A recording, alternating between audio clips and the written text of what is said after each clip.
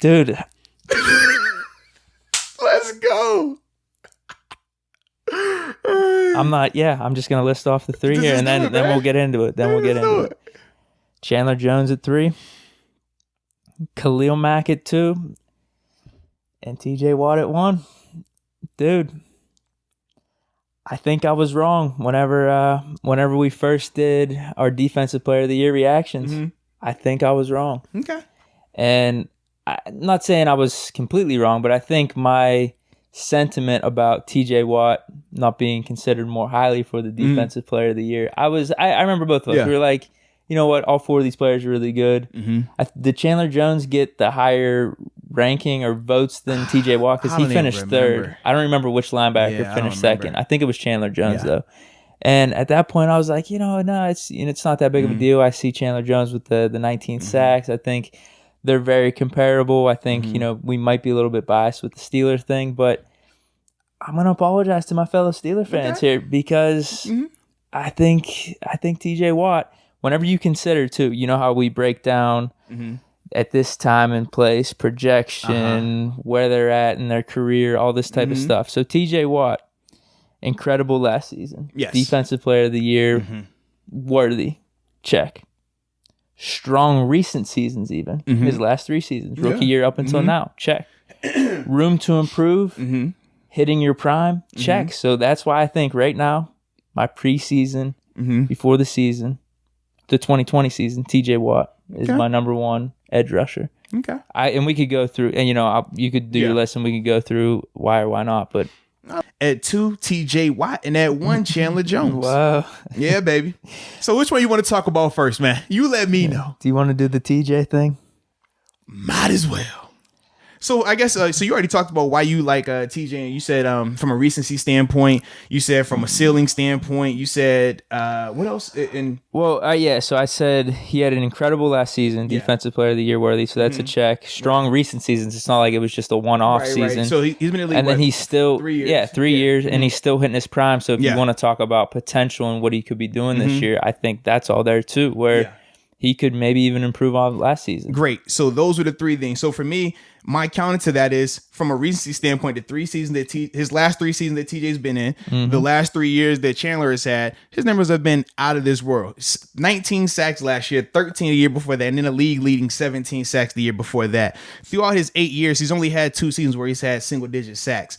Every other year other than that, he's been double digits. His QB hit's been crazy high. The thing is this, man. He forces fumbles. He had a league tying 8 forced fumbles. Him and TJ, year. Yeah, and I could back you up here. Like, he had 17 forced fumbles since 2016. Him coming to the Cardinals, I think he's up there, man. I definitely. And this is my thing.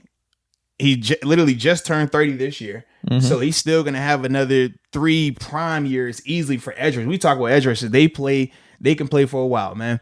And the thing is, his repertoire, you talk like with TJ is extremely smart when he wins. He finds ways to win, but the knock on him is sometimes his athletic ability, right? He's not as athletic as some of these other guys. Chandler, he's got that. He's not only smart, but he has the crazy athletic ability. You talk about a guy legit 6'5", 270, and can bend with the best of them. If this guy wants to get a sack right now, it doesn't matter who you put in front of him. It doesn't matter what time of the game it is. He's that type of player. He could rush inside. He could rush outside. The problem is this. He plays on a bum team. If he plays anywhere else, it's a totally different conversation. And that's my thing. Yeah, that was one of the things we were talking about. I remember back whenever the Defensive Player of the Year thing was coming out. Yeah. So when we're talking about comparing him versus TJ, I'm like, TJ balled out, was out of this world this past season. Yes, indeed. And his previous 2 seasons, he was really, really good. But I think he still has benefited from playing in Pittsburgh from a notoriety standpoint, from a marketability standpoint. Whereas Chandler being in Arizona, like I said, man, he doesn't get any type of love, any type of respect, man.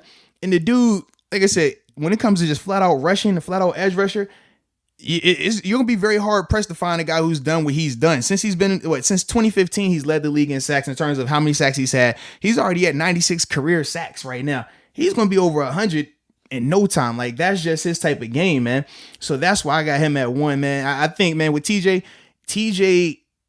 in terms of just outside linebacker, is the more well-rounded outside linebacker. Because you brought up the point. You just said pure edge rusher. Correct. Yeah, I don't think I have an argument against that. I think that's one of the reasons why I like TJ in that top spot over Chandler Jones is just that. Because if you just look across, I know Chandler Jones has the 19 sacks, but TJ Watt has the 14.5 sacks. If you look across the board, I think everything outside of forced fumbles, like hurries, pass deflects, even tackles, QB knockdowns, pressures, even the picks. Like TJ's got him in that. But if you want to talk about just pure edge rush, and I'm just talking about simply last year, because the thing with Chandler Jones that you brought up about his past, whatever it is, 3-4 seasons has been crazy. He's led the league in sacks with 60 sacks since 2016. But I guess that's to my point as to why I would have TJ over Jones. And I like where he's at age-wise and that point in his career where I think he could continually getting better. Yeah. Well, and this is my thing too, man. I think TJ is going to be able to light up stat sheets a lot more in terms of across the board because of what he's asked to do in Pittsburgh. You're going to be able to see the pass deflections or interception because of what they're asking him to do. You're going to be able to see some forced fumbles, some sacks because of what they're asking him to do. Coaching staff-wise, in Pittsburgh, it's a lot better. It's a reason why the Steelers have the more complete team. Whereas in Arizona, I mean, shoot, the past, let's see now, 3 years, he's have 3 different coordinators. You got to think, last year was his first time with Cliff Kingsbury. The year before that was his first time with Steve Wilkes. The year before that, I forgot it was a whole new coaching staff out there. So you talk about turnover. You talk about different schemes, 3-4 one year, 4-3 another year. And the one constant is him absolutely balling out with no help around him. With TJ, we talked about, man, he has the perfect setup. The continuity is there. The running mate is there in terms of you having Bud Dupree opposite of you going for double-digit sacks. You got Cam Hayward who's inside going for double-digit sacks. You have a lot more help around you, a lot more pieces. So that's the only reason why for me I was like, man, I feel like Chandler's had to do just as much or if not better in some cases with a lot less help, a lot less structure around him.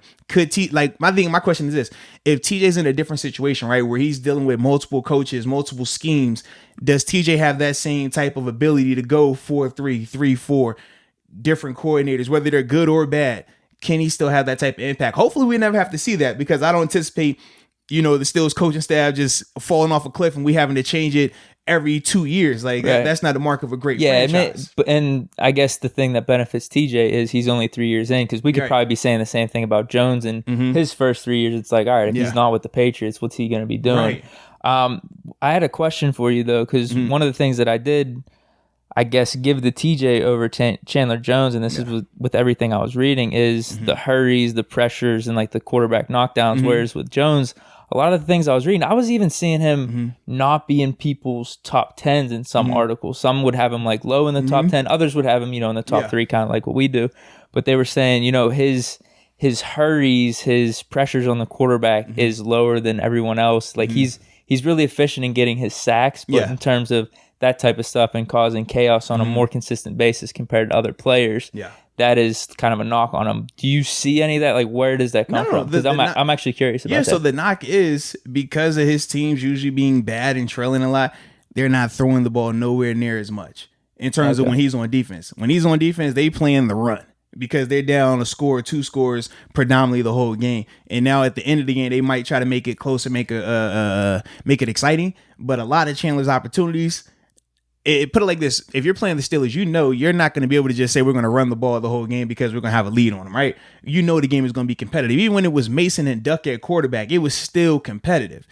With the Cardinals, it's been times in the past couple of seasons, man, where they just flat out. I mean, bro, when they had Sam Bradford at quarterback a year ago, and then they went to Josh Rosen, like, bro, they were looking absolutely terrible on offense. It looked like a preseason offense.